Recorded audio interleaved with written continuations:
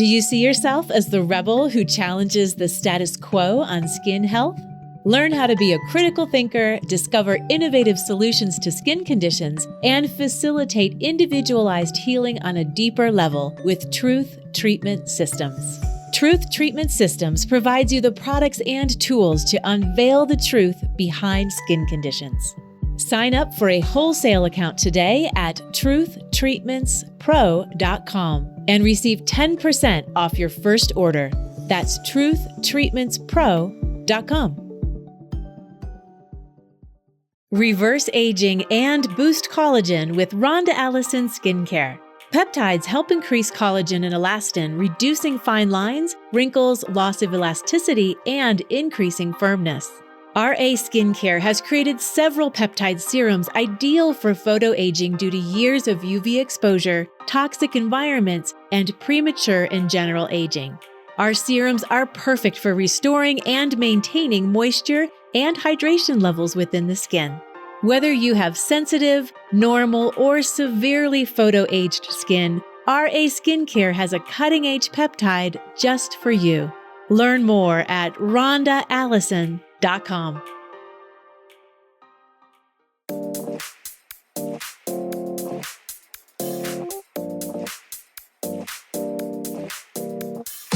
Hello and welcome to ASCP Esty Talk. I'm Cressman, a licensed esthetician, certified organic skincare formulator, and content contributor for Associated Skincare Professionals. I am Maggie Staszcuk, licensed esthetician and ASCP's education program manager.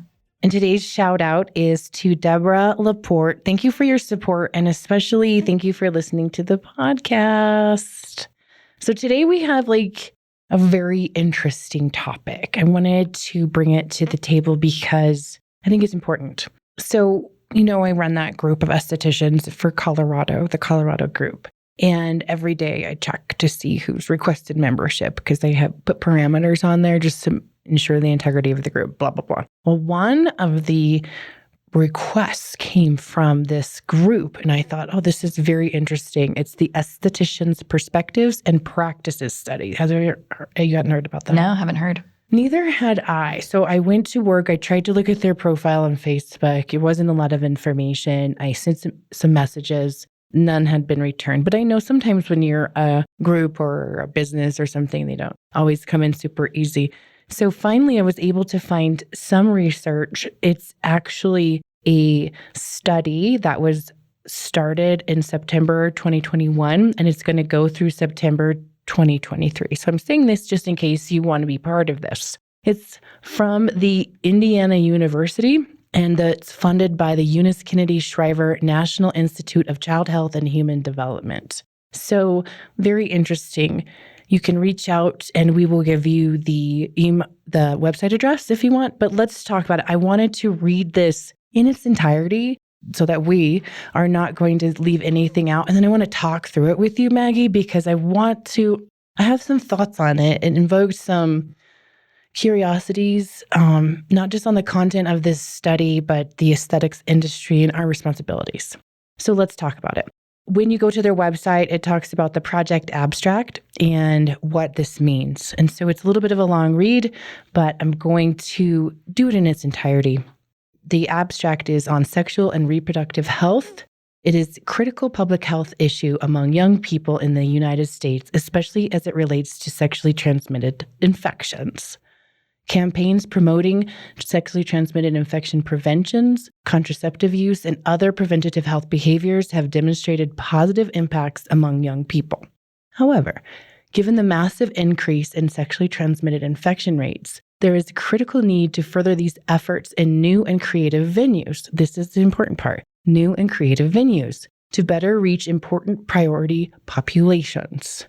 More than 85% of women in the U.S. aged 18 to 24 and almost as many young men participate in some method of pubic hair removal, like barbershops, beauty salons, and they may cultivate a safe, culturally relevant space for estheticians, in parentheses, skincare professionals, to deliver interventions. People who seek pubic hair removal services, especially young women and men and sexual gender minorities, may be at higher sexual reproductive health risk. Accordingly, pubic hair removal salons may exemplify novel and innovative venues for healthy promotion, risk reduction interventions. Little is known about this setting, and even less is known about estheticians and how these professionals may be engaged in possible intervention efforts. In previous work, the Sexual Health and Estheticians, or SHE, SHE, as an acronym, what you might see, study, we found that esthetician noticed clients' possible health concerns such as skin cancer, herpes, genital warts, and evidence of physical abuse. Estheticians' interactions with clients often turn towards sex-related discussions, creating spaces where otherwise taboo conversations take place with ease, and where estheticians provide resources and support. Accordingly, estheticians may be ideal intervention facilitators. However, how those intervention components may look will depend on additional formative research. Moreover, many estheticians in our initial study did not serve men. Given that men engage in pubic hair removal, and gay bisexual men especially, this is an important population on which to focus. The objective of this proposed project is to build on the Sexual Health and Esthetician study, focusing on estheticians who serve men, and determine the acceptability of / feasibility for salon-based interventions. We will accomplish this objective employing an exploratory sequentially mixed method design via 3 specific aims. We will replicate the Sexual Health and Esthetician study with estheticians who primarily serve men, including gay bisexual men. 2, assess the transferability of Sexual Health and Esthetician study. Aim 1, findings to a large national sample of licensed estheticians who perform pubic hair removal.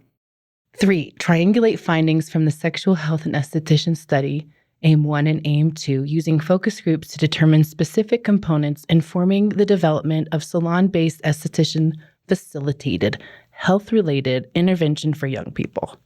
Information from this research will lead to the development and pilot testing of mutually beneficial salon-based health promotion and risk reduction intervention.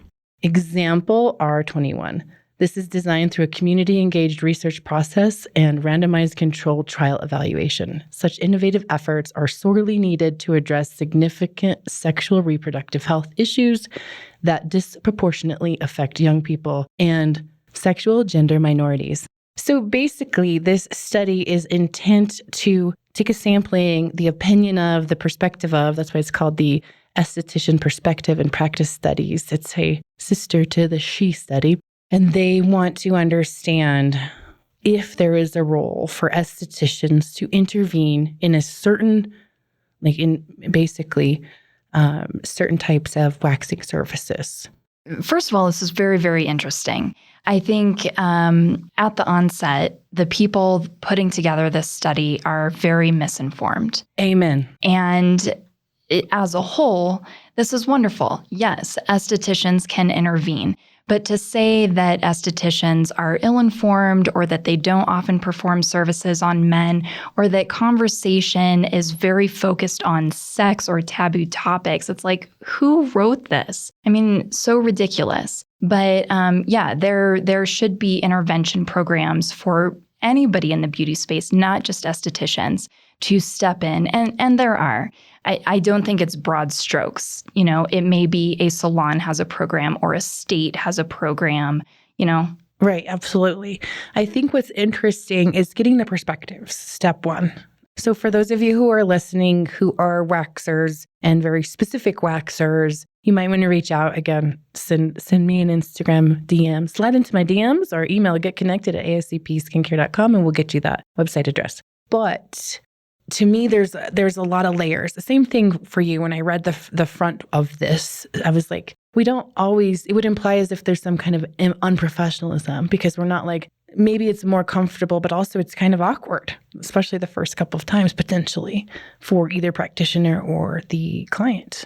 It's almost like they're saying that estheticians are in some kind of like risque business and that all day long we're waxing people's private parts. And I don't know, they don't present estheticians as professionals.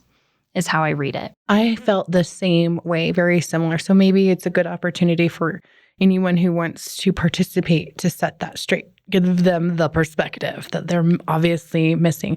Because this is piggybacking on another study, I'm curious who those other people were. I'm thinking in my head, there was probably someone who had a waxing experience. Maybe they're very familiar with their waxer. Maybe they do talk about waxers and they're sitting around a table going, I've got a good one for us. And this is going to be great because it's talking about health. And this is just general speaking, but I can see that happening. Could you? Yeah. Oh, totally. Yeah. Hold that thought. We'll be right back. DMK is the world leader in paramedical skin revision education, with certification programs designed to give licensed professionals a thorough understanding of the skin and an in-depth study of the DMK concept of remove, rebuild, protect, maintain. Created by the botanical visionary Danae Montague King, DMK offers skin revision training and education for all ages, skin conditions, and ethnicities in more than 35 countries, harnessing the body's innate healing mechanisms to change the health of the skin. Learn more at DanaeMKing.com. That's DANNEMKING.com. Okay, here we go. Let's get back to the podcast. I was telling you earlier about an experience that I had in school, and it was so uncomfortable. And it just had to do with like a facial. But basically, someone came in, they filled up, we welcomed them like we were taught. And when we went to school, the place we went to was off the beaten path. So we didn't often get clients off of the street. We mostly did on each other, if I'm being honest. So we got someone off the street. They came in. They wanted to have a service. And she filled out our paperwork, and our teacher comes to check, and she goes, oh, no, we can't do anything on you because you have a cold sore. You have a cold sore. And I remember thinking, oh my gosh, the client was uncomfortable. I was uncomfortable. Everyone was uncomfortable. So I'm remembering that, how I felt in that moment, and imagining, I don't know what this expectation of, are we leaving pamphlets in the room? Or are we going to be like, have you ever thought about, oh my gosh, I just remember this teacher coming in and saying something. So what is our scope of practice? What's your thoughts? You worked in a school too. Yeah. I mean, that's a good question. And obviously we don't diagnose. It's not our place to say, you have XYZ, I'm seeing it, and sorry, no treatment for you today. But certainly you can address a situation with tact and say, I don't know, it depends on the situation, it depends on the client. Have you never seen that client before, or are they a long-time client? But there's a way to say, I'm seeing something that I feel I shouldn't treat you today. And based on what I'm seeing, I'm recommending you go and see your doctor. Or, once this clears up, then let's get back to your regular waxing sessions. If we're specifically talking about pubic hair removal as it's written in this study, I mean, most definitely, you could see some things that you should not proceed, whether it's yeast infection or herpes or who knows what. So you don't want to say, you've got a yeast infection. We're not diagnosing that, right? It's not for us to recognize that and call it out on the client, but to say, things aren't looking right, and I think you need to see your doctor before we proceed with the service. And that is really hard. Yeah. Having those uncomfortable conversations, but still being able to encourage those client relations. So it happened to me where I had, this is crude, but I had this client, and it was in the back area. There was a buildup of yeast.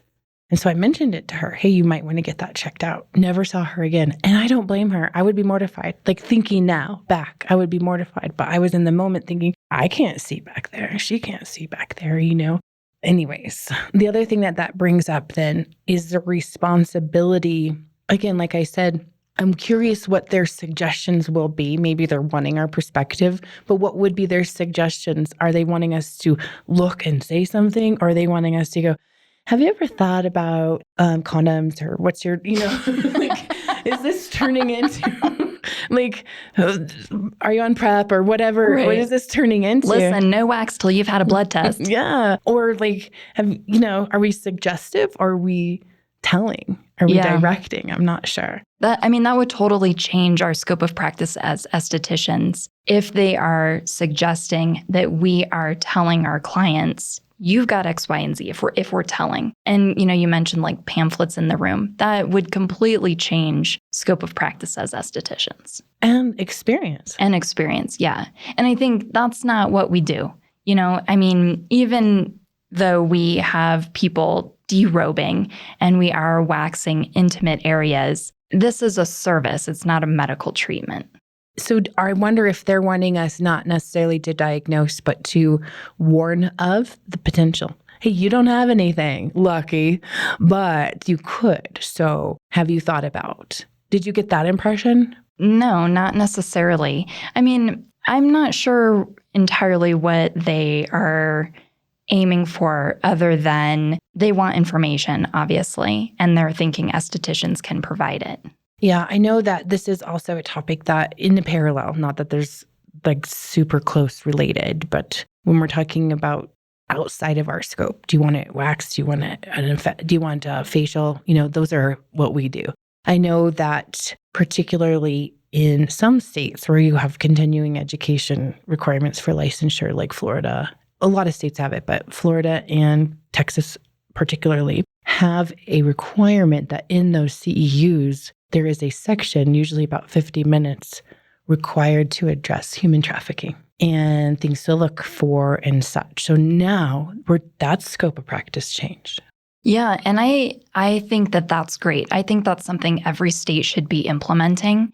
And I know that like for massage therapy, that's a thing, but they also have nationwide testing where with aesthetics, every state is different. But I've had situations where a man has brought a woman in for waxing and then insisted on sitting in the treatment room, which for me as the technician is very awkward, very weird, and it really almost felt like sexual. Why is this man insisting on watching like a Brazilian wax? And I'm not saying it was a human trafficking situation, but it's things like that where I feel like estheticians are aware and they're seeing things. And it's an opportunity to assist somebody if they're in trouble. So what did you do? That man is not allowed in the treatment room. Mm-hmm. Absolutely. So having policies in place. I was on a panel and they were discussing a lot of different topics, and the safety seemed to be a main theme on there, the safety of the guest and then also the safety of the practitioner. So setting a boundary like that, I think, is important. But there's also in Colorado, particularly for beauty professionals, at one point they were trying to mandate that we become like mandatory reporters for domestic abuse. And it didn't pass that I'm aware of, but that's another thing that we see. So this is where my mind went when we're reading this abstract. Like, I wish I understood more what they need, but what are your thoughts on that, on domestic violence or?